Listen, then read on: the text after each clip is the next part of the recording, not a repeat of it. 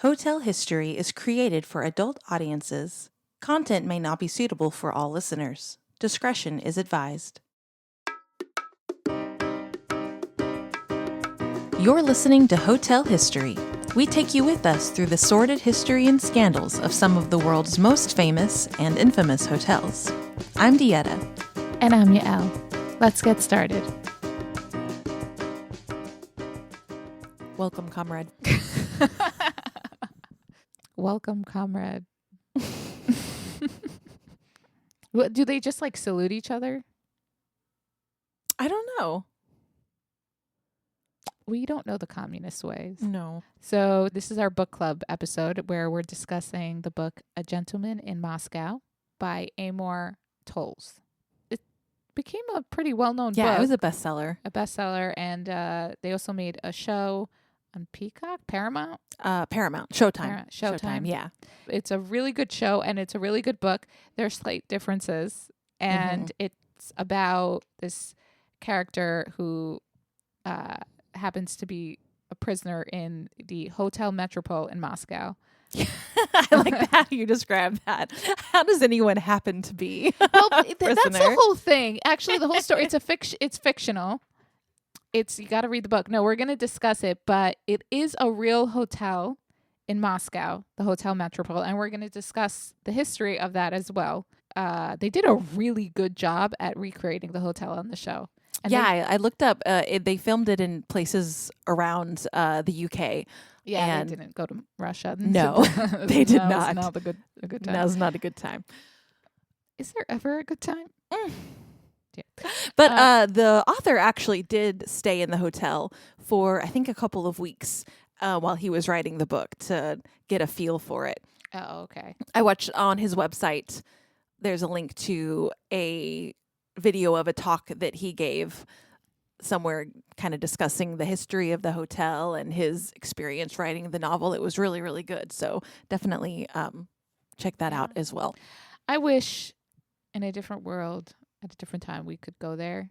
Maybe one day, I don't know, when things settle down. But this hotel has seen some shit.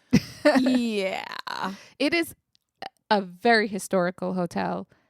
You know, we always talk about the political intrigue and things that happen in hotels. Usually it's going to, unless it's a Washington, D.C. hotel, which then it's just constant. Yeah. But otherwise it usually like centers around World War II or something like that when a lot of stuff goes down in hotels like that. But with this one, we've never had a hotel that we've talked about that was so central to a whole revolution going on around it. It was really right in the center of things. Yeah, it's also right across the street from the Kremlin. Yeah, which is probably why it was right in the center of things. The fact that it's lasted and it wasn't destroyed during the very revolution. impressive. Yeah. So the hotel was built between 1899 and 1905. Correct? Yes. That's the time. So do we know exactly the year it opened? Yeah, 1905. 1905. Oh, so it was being built between those years. Yeah. It was built in the Art Nouveau style. I love Art Nouveau. Yeah. It's very unique. Mm-hmm. You see that in the hotel. It just like, okay, I feel like every hotel, if you want to stand out, you have to have a public space where everyone can go and have a ceiling that's stained glass. Oh, yes. Or a mezzanine or something. Like you got to make it worthwhile to look up. Am I right? No? Absolutely. They have like a whole stained glass ceiling in the dining room, and I think the ballroom. In the dining room. It's in the I think in the piazza area of the dining room. I can't remember exactly, but it's basically the whole ceiling is one huge stained glass piece, and it's beautiful, and I'm really impressed that it has survived all this time. It's because Conrad Hilton couldn't buy the hotel and cover it with air conditioning. If the Russians weren't communists, he probably would. You know what it reminds me of? It reminds me of the Palm Court in the Plaza. Mm-hmm. Very similar. And it's just luxe. It's really beautiful. I think they've obviously done a lot of work on it since its opening. Yeah, that's actually one thing that that the author talks about is how this hotel is built during the time of the grand hotels being built. You'll see a ton of similarities between this hotel, the Plaza, the Savoy, different throughout the world because this was the time of the big grand hotel. You know, the Grand Budapest Hotel by Wes Anderson was based on all of these grand hotels.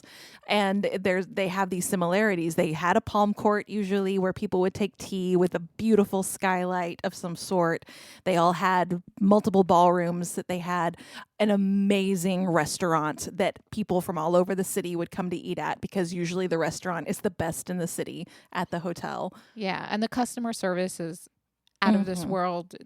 You know, it's luxe. They knew what they were doing, but it makes sense, yeah, because early 1900s, bunch of hotels get developed, and they're in the same style because that was Art Nouveau's time, right? End of the 1800s, early 1900s.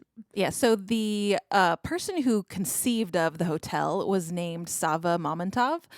I don't know if it's Mamontov, but it looks like Mamontov. Mamontov? I don't know. Gudyantiv? I don't know. How would you say it in Russian? Sava Mamontov. Sava Mamontov, yeah. I have a Russian friend. Shout out to him. He knows who he is.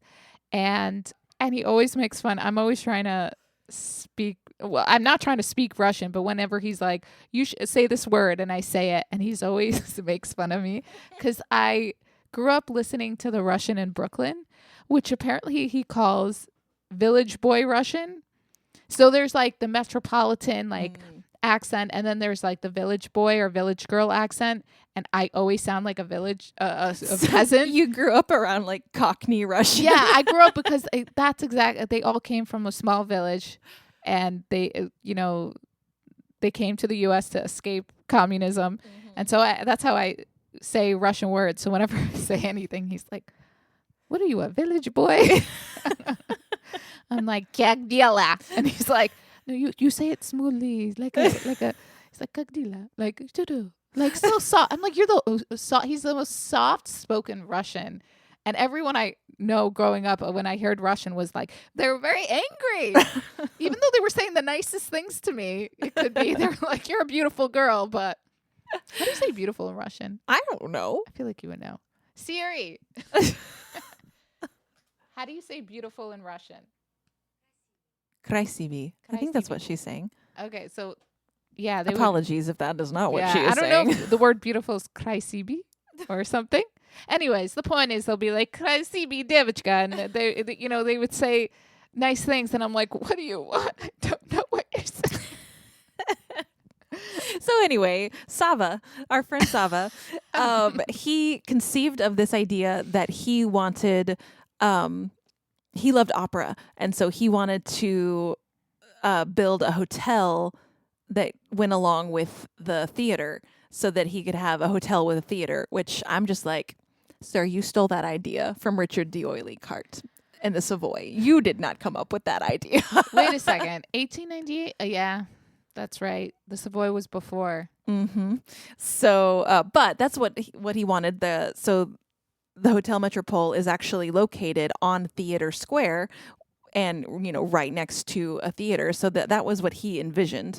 But he had some other financial issues with his other companies and as they always do. And it ended up going to jail for fraud. So the project was taken over by others. and the Metropol was finally built and opened in 1905. It set the standard for luxury and service, of course, as these grand hotels did. It was the first hotel in Moscow to have hot water and telephones in the rooms. It provided international cuisine in the restaurants, so not just Russian cuisine, even though it did still serve borscht, I'm sure. And it also had an American bar off the lobby, which I recently learned, we learned that the Savoy their bar is called the American Bar, but that was actually a type of bar that was popular in Europe because American bars were known for cocktail culture. And so that when that came over to Europe, they actually just called cocktail lounges American bars. So it was the cocktail bar was a big part of the Metropol culture. So within days of its opening, it became the hot place to be for cosmopolitan travelers and also the well-to-do of Moscow.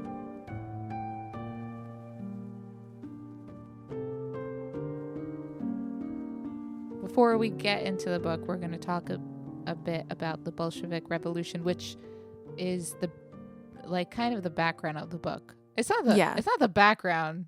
It's the foreground. Yeah, it's the foreground. But it's a big part of the book. And if you don't know what the Bolshevik Revolution is, you need to go back to school. And you're so testy when people don't know what things are. You're like, look it up yourself if you don't know what it is. No, I'm joking. I mean, we're educating you. Yeah, wow, I'm such a bitch. No, but honestly, no, that's not what people would know it as. They would just know, for a long time there was the USSR, it was communist, and that's it. They don't know the start of that was the Bolshevik Revolution. So I'm kidding, guys. I'm nice. She's hungry. I'm hangry, as my sister said. So the book starts after the Bolshevik Revolution has already started and the Bolsheviks are in control. But before that happens, there was a bit of a standoff situation happening between the Tsar's soldiers and forces and the Bolsheviks in Moscow. So at this time, St. Petersburg was actually the capital of the country, had been when Peter the Great moved it there. And so the Tsar and his family were in St. Petersburg staying at the Winter Palace. And this is when things kind of come to a head and the Bolsheviks finally just go ahead and basically waylay all of the guards and take over the palace, of course, take off with the royal family. And so if you want to learn more about that, we suggest you watch the movie Anastasia. which is very historically accurate. It's not historically accurate, but there is the idea that if you want, certain things stuck out, like the song about St. Petersburg and the royal family and this whole history and how they came and killed her. They really pick some of the worst possible things as the setting around children's movies. They like to do that. They're like, we'll do the absolute massacre of the royal family and we'll do the extinction of the dinosaurs and have fun crying yourselves to sleep, children. Yeah. So that's going down in St. Petersburg. It takes about a day for the news to reach Moscow that the revolution has started. And so the Bolsheviks in Moscow, who have had kind of a standoff in Theater Square with the imperial forces, the imperial forces basically realized that the Metropol Hotel faced a weak point for the Kremlin. And so they actually took over part of the Metropol and had stationed soldiers and snipers in the Metropol to try to keep control of the Bolsheviks. And the Bolsheviks set up a barricade in the square. And so there was kind of a standoff that had been happening there for a while. The news reaches them from St. Petersburg and they're like, all right, now's our time. So so a battle ensues. Where's the movie of this? I know. So there probably is one and we just don't know about it. It's probably I'm sure there's an old movie that covers this. There's bound to be. There should be a new movie. Yeah, there should be. It sounds like this would be very cinematic. So in this battle, nearly every single window in the hotel was shattered. Of course, the Bolsheviks eventually overrun the hotel and the Kremlin and are able to take control of all of the buildings. But during this time, the American journalist John Reed arrives in the city because he was very much a fan of communism and liked to find revolutions about to happen. And he sniffed out that there was something going down in Russia. And so he shows up and he goes to the Metropol Hotel to stay there because it's the only hotel he really knows of in the city. And he's like, okay. He's American. Come on. He wants the good life. He's like, well, so there's a revolution going on around me. Is there a room in the hotel? And apparently the desk clerk replied, we have some very comfortable rooms if the gentleman does not mind a little fresh air. Oh, what a professional response. Absolutely. I love that. Making lemonade out of lemons, right? Exactly. So the Bolsheviks moved the capital back to Moscow, but the city didn't have the infrastructure to house this new government because it hadn't been the capital in hundreds of years. So the Bolsheviks seized the Metropol, throw out all of the guests, and renamed it the Second House of the Soviets. And they moved in all of the officials that didn't have a place to stay, and it has started housing all of the departments for this new state. It was in Suite 217 that Yakov Sverdlov, the first chairman of the All Russia Executive Committee, locked the Constitutional Drafting Committee. He locked them in the room, vowing that he would not let them out until they had finished drafting the Constitution. Isn't this what happened with our Constitution?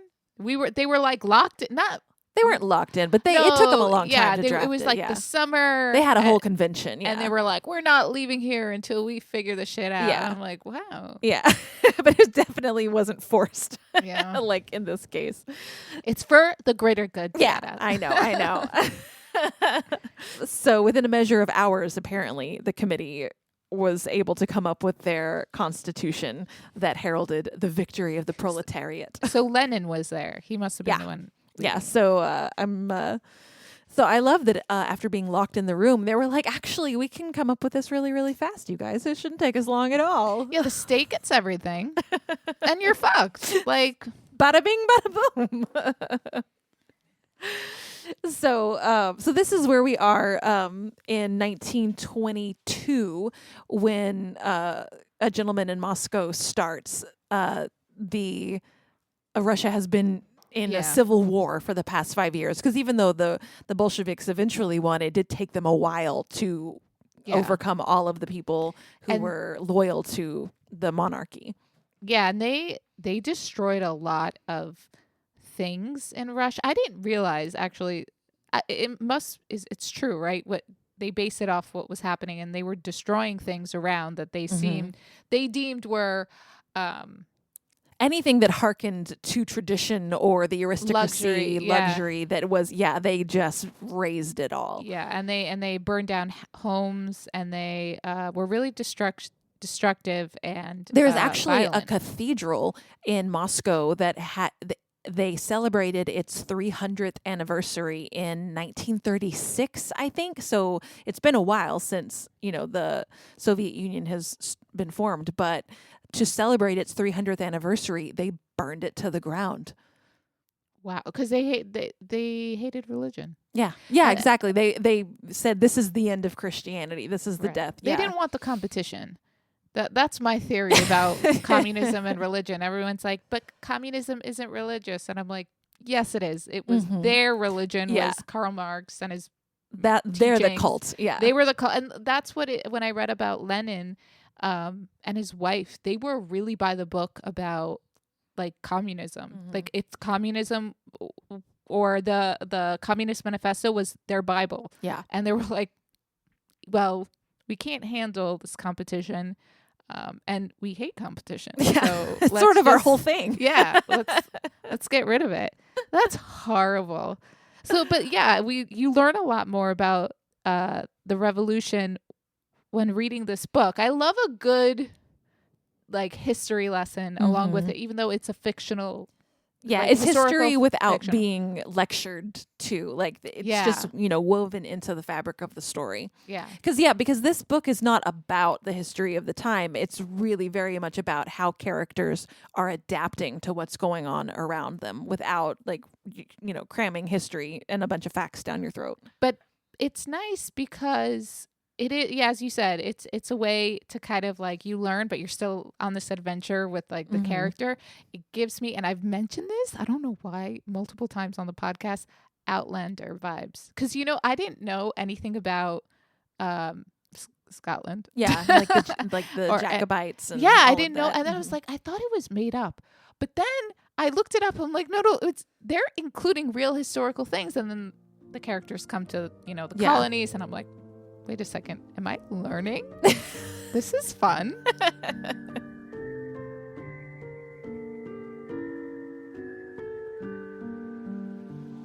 So our story here revolves around Count Alexander Ilyich Rostov, who is I've read several things about the book, and everybody calls him an unrepentant aristocrat, which is his crime in this book.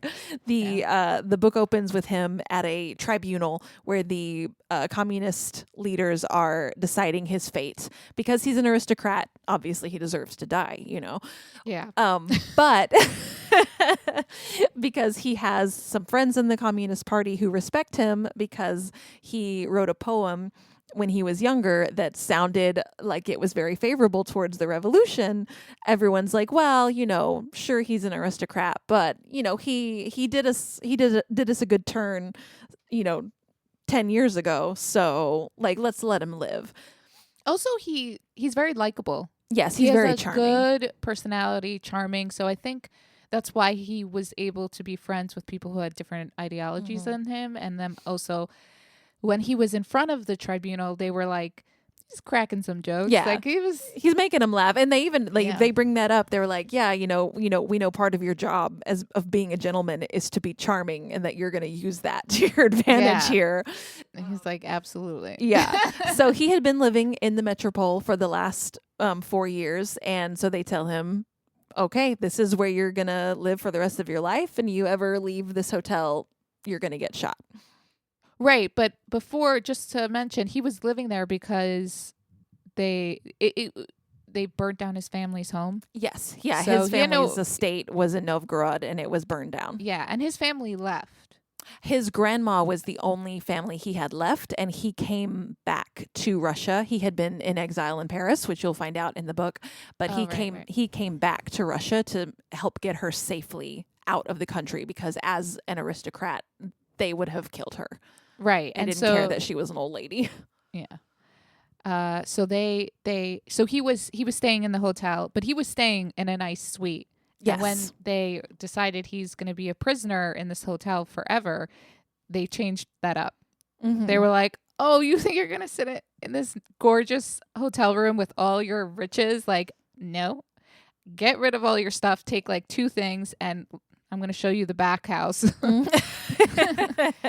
Yeah, so he gets moved to the 6th floor where the servants used to stay, in much, much reduced quarters. Yeah, it's cold and rickety and old, and I mean, in the show they do a good job showing how. But he's a clever one. He's such a good character. I thought it was a really good. Yeah, that's what I love. This book is. It almost completely takes place in the hotel. There's a couple of scenes elsewhere, but mostly, whole book over a span of decades happens in the hotel. And, when you were first thinking about that, you're like, man, is that going to get boring? Because most books really rely on different scenes and different settings. But that just shows what a great author Towles is, because he really makes it about the characters, and their lives and characters and personalities are so rich and entertaining that you don't even notice really that the lack of other places. But it's also interesting, because he goes a little bit in the past, and then he's also talking to people who get to come in and out of the hotel. Yeah. So he has to stay, but he'll get information from others. Yeah. And then he also, it's such a controversial moment in history, that a contentious moment in history, that he can't be bored. How can you be bored? Every day there's something new. One day they are like, everything's fine. The next they're like, wine shouldn't have labels on it because all wine is equal. And this pisses him off, as it would. Yeah. I mean, but but also you see him change throughout the book and the show, when he's just this aristocrat that's living there and is like, la-di-da. But then he starts to partake in the hotel and is a waiter. And then there's a whole bunch of adventures that happen. Yeah, he really becomes part of the tapestry of the hotel. And everyone loves him except one guy who's an asshole, and he plays a part in the book. Yeah. I mean, you gotta have the villain. You have to. Yeah, but no. I mean, to be fair, the whole backdrop of communism is quite the villain, but that's true. But he also he grows on people, because remember, there's a character who's supposed to kind of like keep an eye on him and make sure he's following the rules, and they raid his room every once in a while, and he's just sitting there like, you're not going to find anything, because he knows where to hide stuff. That guy they end up becoming friends. Yeah, but that's not the villain I'm talking about. No, I'm saying in the beginning he was a villain. Oh yeah. Like people who, even his friend Mishka, it was like they had tension, because he was a part of the revolution, and his family's Alexander had to deal with the consequences of that. But in the end, he doesn't cut him off. You know what I mean? Like, he's really good at kind of letting everyone's guard down, and so the only one who really is an enemy is that like concierge / hotel manager, waiter. He starts as a waiter. Well, what was his problem in the beginning? Alexander calls him the bishop, because like he's just this holier than thou, self-righteous person, and I don't think it ever explains why exactly, but he just hates everything Alexander represents. Like, he has such a chip on his shoulder, and he just like punishes Alexander over and over and it's like he just can't take what he stands for. I think that's because, now that I think about it, in the beginning of, or at least how the actor plays him in the show, he's this like nerdy, not just nerdy, he's like socially awkward. He doesn't have it going on, especially when you're next to Alexander. And he probably didn't amount much in the previous world. And then the Bolsheviks come and they say, well, all you have to do to be considered, honorable is be a communist. And he found like, okay, I'll do that. That's easy. I just need to rat people out and have a stick up my ass. And they were like, done. Like, boom, power. Yeah. So I think he found his like meaning in life when he started to be a communist asshole, and and he can hold that over Alexander's head. Yeah. But because he's not charming. No one likes him. He's a grumpy puss. Like, no one. Yeah. And I feel like everybody has met someone like that just is just an asshole because they can be an asshole, because like that's where their power is. At this point, the Bolsheviks have actually allowed guests to stay at the hotel once again. So Alexander does have a lot of interaction with hotel guests, because before, the Bolsheviks had taken it over and kicked everybody out and made it pretty much just for party members. But once they realized that they were going to need to let people from the West in, and that they wanted them to have a favorable impression of communism and the revolution, they wanted them to think, oh wow, this is something that works. They needed to put on a good face, and so they started to allow people, guests, back into the Metropol. And so ambassadors, business people, journalists, actors, everyone is coming to the Metropol, and that's once again the place to be if you are a traveler. Yeah, they did that on purpose, especially because that's where the Bolsheviks, the head people were staying and did business there. They also got the best of the best. Like, it wasn't a coincidence. Like, everyone else was suffering, but you couldn't tell because the restaurant seemed to have food and everything seemed to be going well. And that's something even mentioned in the book and the movie and the show, is that he's like, well, actually it hasn't been that bad. He kind of is, falling for the illusion of communism because he's stuck in the hotel and there's food and all this stuff.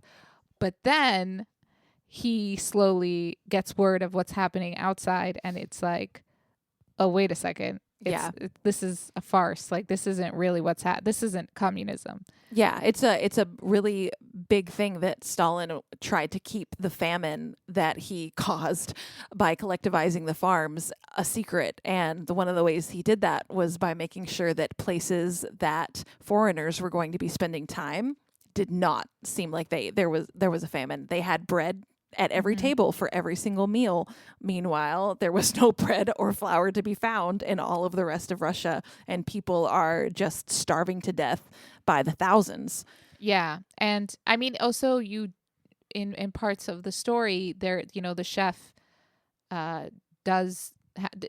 to change the menu because, things are not available to them, or they decide they don't want a dish because it's too fancy or whatever. Yeah, like in one scene, the manager trades apples for beets because apples are more expensive. And I think beets are disgusting. So that scene especially affected me. Yeah. I was like, dear God, no, please don't trade out the apples for beets. Yeah, there were a lot of moments like that. And I know nutritionists would probably be happy with that. Beets were such a superfood there for a while.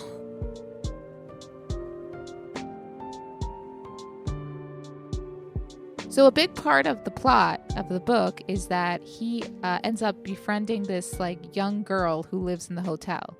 And she kind of is the Eloise of the Metropol, I guess. We don't really know about her parents.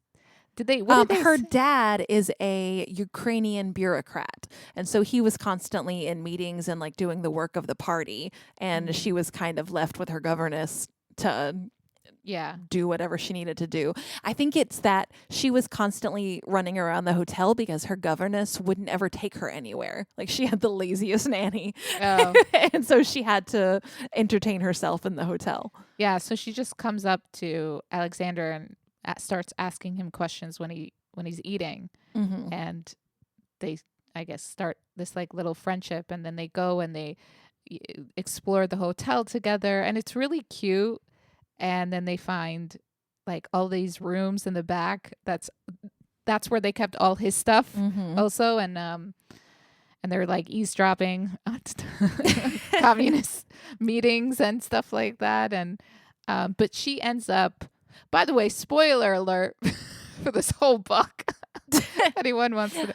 I know we're trying so hard not to give spoilers when we do these book club episodes, but it's hard to talk about it. Yeah, no, there's going to be spoilers, especially with this big of a book. Yeah, but it's fun. I love the part where they're like roaming around the hotel, and it's like in a little adventure, and that's where you get the real sense of the hotel when they do that.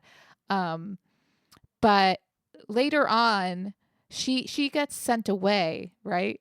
To school, and then she comes back. Yeah, her dad sends her to school. Yeah, and she comes back as like a teenager, and then she's just a little commie. Yeah, she's bought the vision without having yet seen the reality. Yeah, but she gets disillusioned when later on. Yeah, and so does his friend Mishka, who in the beginning was like hardcore.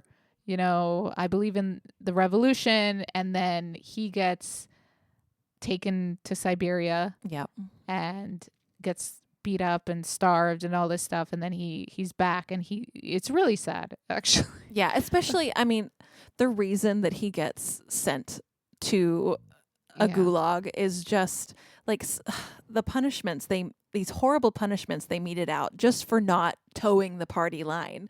Yeah. Like, he's doing a translation of Chekhov's letters, and they ask him to leave out the part where Chekhov praises German bread because it's not patriotic to praise another country's bread. And also Russia's kind of having a famine issue and there is no bread. So they don't want to mention bread in the translation. And he's so offended that they would ask him to do that. And he throws a fit and says, absolutely not. And because he turned them down, they send him to Siberia. Yeah. But he starts to his disillusionment starts to kind of happen before that even.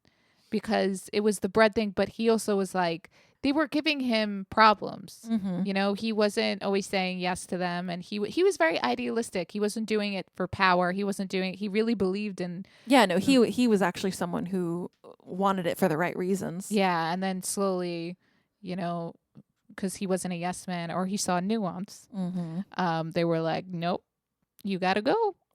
But his friend Alexander was there for him no matter what. Like, that's what was interesting about this character. He stayed apolitical somewhat, but then it started to get to him. And then he saw what it did to his friends. Mm-hmm. Even though he's seen what it did to him and his family, it really started to get, even though he was in prison, yes, in the hotel, he was just like, oh, I'll shut my mouth.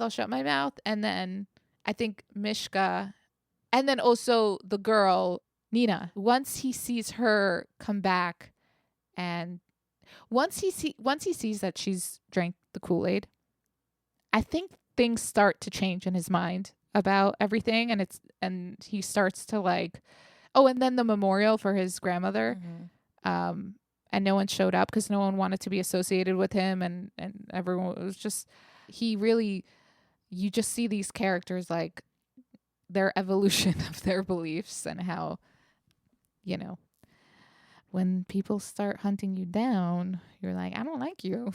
I'm not a fan of this system. Not a fan. So a big part of the book is the restaurant, the Boyarsky.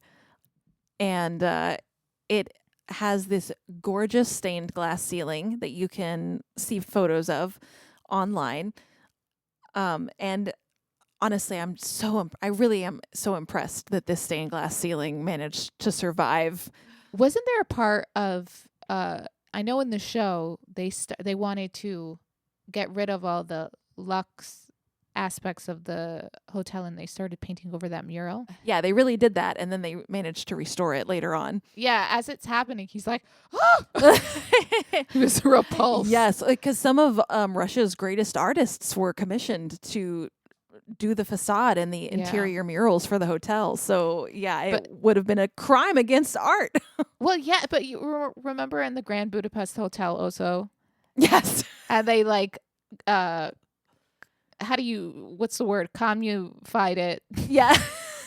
And it's like ugly. And so they tried to do that here. And they also started to put like the Soviet flag everywhere. And then Stalin's face. Oh, God. Stalin's face everywhere. I mean, no one wants that. Yeah. And then in the office, it was like Stalin and Lenin, and, it just became ugly during that time. I like to see how the hotel and the characters change through time. I know this is about the book, but we did also watch the show because it is really good, and it was nice to see it brought to life. But how the fashions changed through the decades was really fun too. I like that, especially because one of the main characters is an actress, and so she gets to be very glamorous even for the Soviet Union. You know, she's part of putting a face on the revolution, so she gets to be glamorous when everyone else is probably wearing rags. So it's fun to see her fashions. Yeah, the scene that she comes in is like her two dogs come and wreak havoc all over the restaurant, and she's like, oops. Yes, her dogs are taunted by the hotel cat, which I love that this hotel has a cat, because we love a lobby cat. Probably to get rid of the mice. Yeah, exactly. Yeah. And it's it makes a point that it's a one-eyed cat.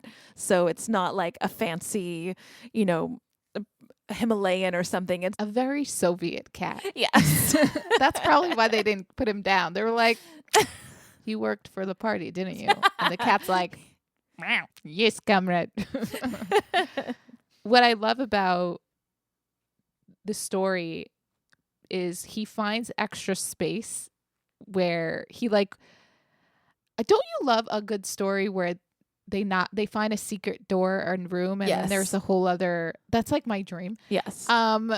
Even as a kid, I always wish there would be like a secret attic that I would have access to. Mm-hmm. And that kind of happens with the main character. He's stuck in this little room, and then he finds like this extra, like an abandoned apartment Yeah, there's like his wardrobe is up against a door to another room, and so But it was nailed off. And so he's able to basically hide this whole secret parlor. And he restores it with all the stuff they took away from him, because he finds it with the girl, and then he brings it back, and it becomes like their place and kind of like hiding spot. And also he gets access to the roof, and the guy who takes care of that area or something. He's the beekeeper. He's the beekeeper, right?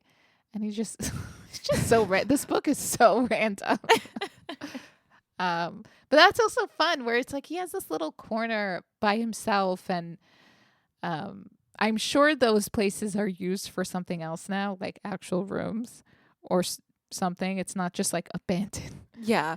Do hotels even have anything abandoned now? They got to use every space. Yeah, I don't know. Because it would make sense back then that they used to be servants' quarters, and then once servants are no longer allowed, more or less, that they wouldn't have a use for them. But yeah, you would think they would end up being used for storage or something, laundry, something. But I would like to believe there's like a secret passageway or a secret room in some of these hotels where, like, the little Eloise get to go and play. Yes, absolutely. Well, speaking of little Eloise, actually, I wonder if Nina at all was possibly inspired by this famous Russian writer named Lyudmila Petrushevskaya, who in 1938 was actually born in the Metropol Hotel. Oh, wow. So she wrote a memoir about her early childhood there called The Girl from the Metropol Hotel. And I feel like she would have been a very Eloise-like character, running around knowing all the secret spaces. Yeah. I wonder what her parents did. But you think that the author of A Gentleman in Moscow read that book? I don't know. No, he didn't actually, because that book came out in 2017 and A Gentleman in Moscow came out in 2016. Oh, okay. But maybe he met her. Yeah, but people knew that this was her story. He heard of it and he's like, oh, that's actually really cute. I can add it in. And who knows, maybe they know each other. Like, we don't know the details. That's true. He in his talk that he gave, he said that Nina and Sophia were actually partially inspired by his own daughter, because at the time when he started writing this book, his daughter was 5, and Nina in the book is, I want to say, 8 or 9. And then when Sophia enters the story, Sophia is 5.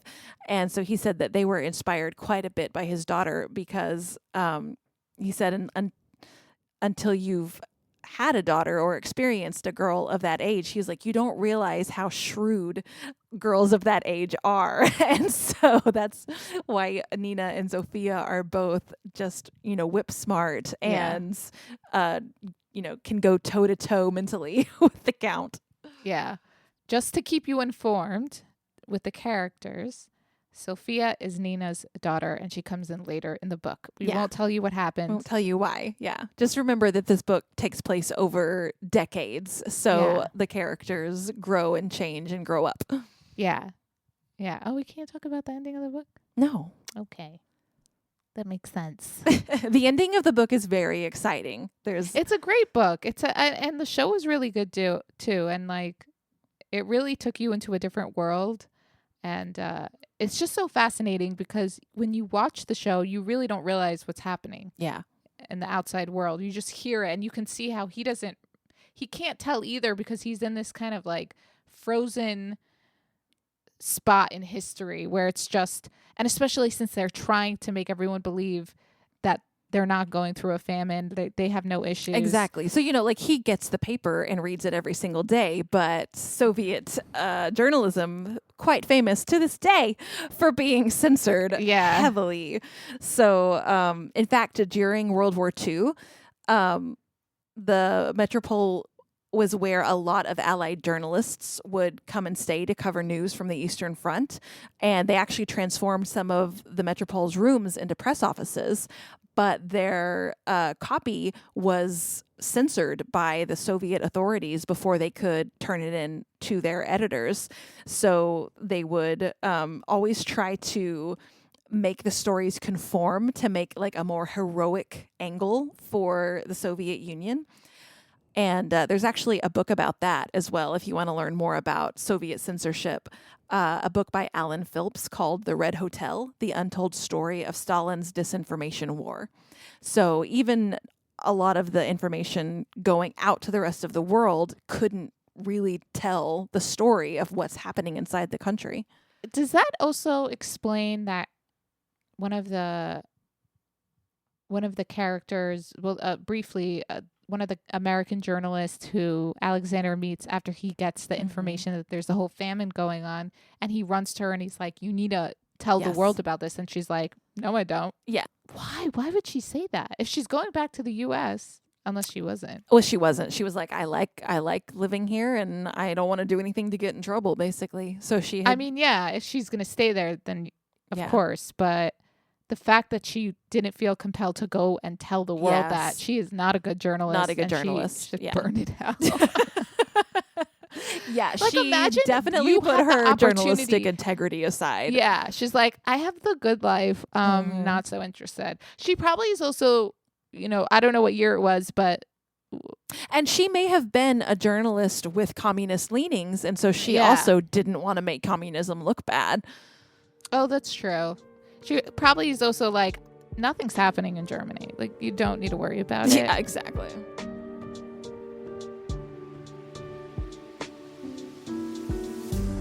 Bit more history on the Metropol itself is that after World War II, the hotel, of course, continued to cater to international visitors, and some other people that are known for staying there was John Steinbeck and war photographer Robert Capa. And they actually embarked on a tour of the USSR to record ordinary Soviet citizens' lives, resulting in the 1948 travelogue, a Russian journal.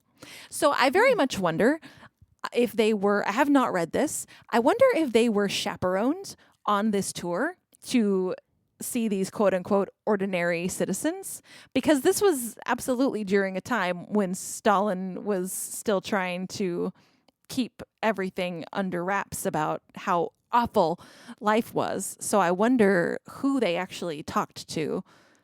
Yeah, and I'm sure they were, but I also feel like they probably took some photos of what they thought were cracks in their little story. Mm-hmm. And who knows? Their standard of living, I think, was very different than Americans. That they're like, look, they have house. Yeah. And Americans are like, okay, yeah. Sure, that's a house. Shack. Yeah, but so I wonder, I need to look at the photos and read it a little bit. I wonder if they only went to cities like St. Petersburg and Moscow. I'm sure they probably didn't make it to Siberia to explore the gulags. That same year, this is 1948, Golda Meir, the future prime minister of Israel, lived at the Metropol because she was Israel's first ambassador to the Soviet Union, and the Israeli embassy was actually housed in the hotel from June of 1948 until March of 1949. Wow, that's a nice place to stay. Right? Yeah. By the 1950s, with the Cold War beginning to heat up, Stalin welcomed the recently established People's Republic of China into the communist camp. A reception attended by both Stalin and Mao Zedong was held in the Metropol's aptly named Red Hall, to celebrate the signing of the Sino-Soviet Treaty of Friendship, Alliance, and Mutual Assistance in early 1950. So the communists were on the same side. Following Stalin's death in 1953 and the onset of the Khrushchev thaw, the Metropol settled into a more sedentary existence. So it was renowned, so it continued to serve as the place to stay for foreign travelers, especially movie stars like Marlene Dietrich, who was known to stay there in the 1960s. And then it basically just kind of settles into its Soviet lifestyle for the next few decades. During the late 80s, it underwent extensive restoration, because at this time the Soviet Union is finally realizing we gotta change something or this is all gonna fall apart. So this is when they start opening up to political and economic reforms known as perestroika and glasnost, which was initiated by Mikhail Gorbachev.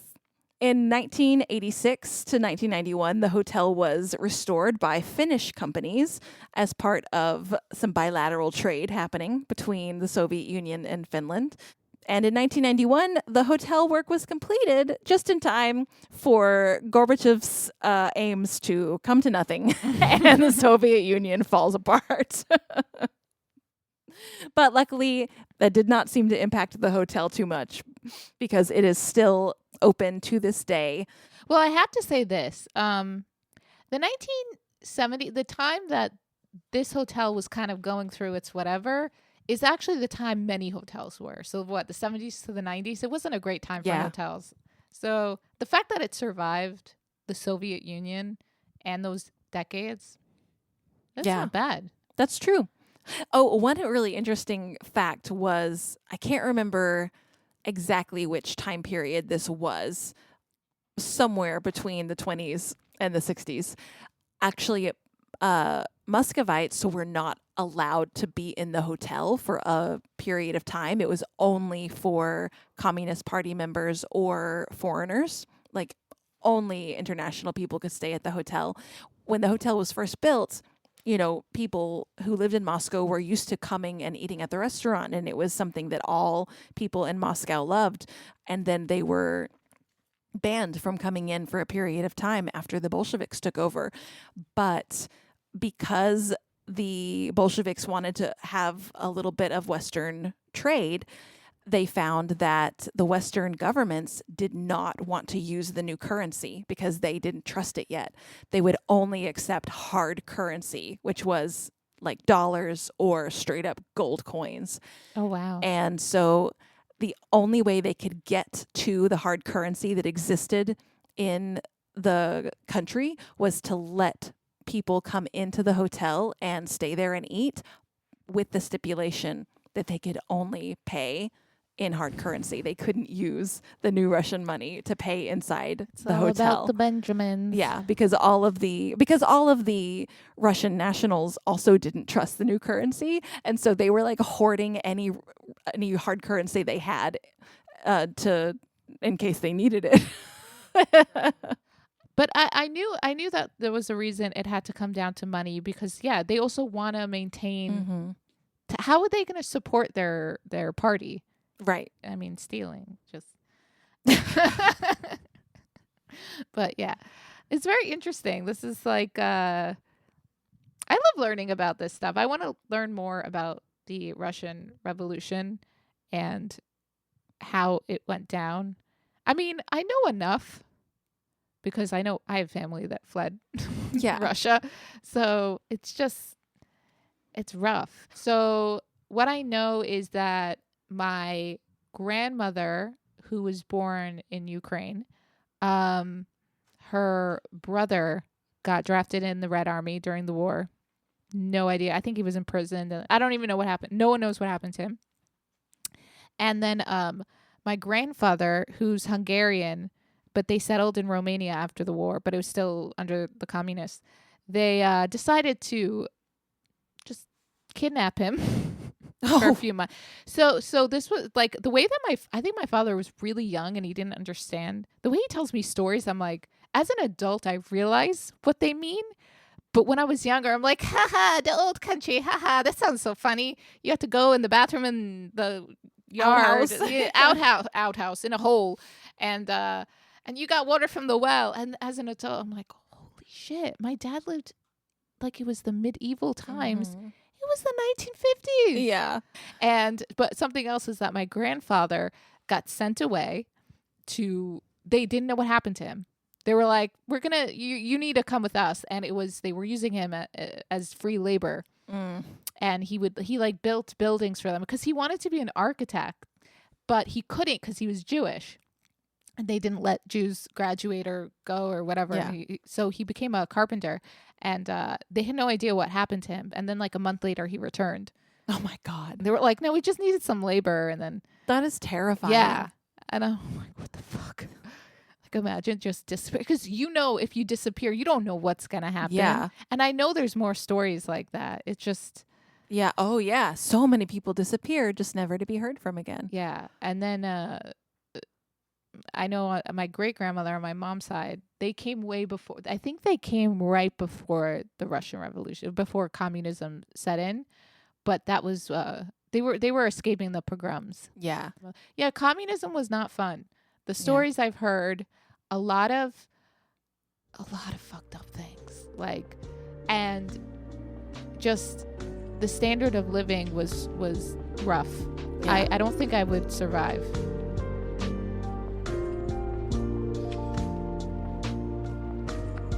So that was a book club episode.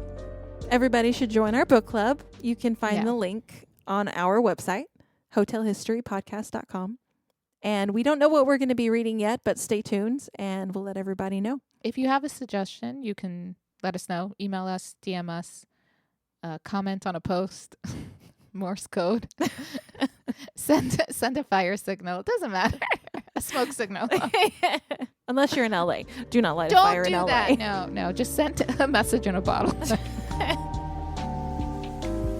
Thanks for listening to Hotel History. You can follow us on most social media platforms, Patreon, and Substack by searching for Hotel History or Hotel History Podcast. If you like what you hear, please leave us a 5-star review on Apple Podcasts and Spotify so we can reach more listeners.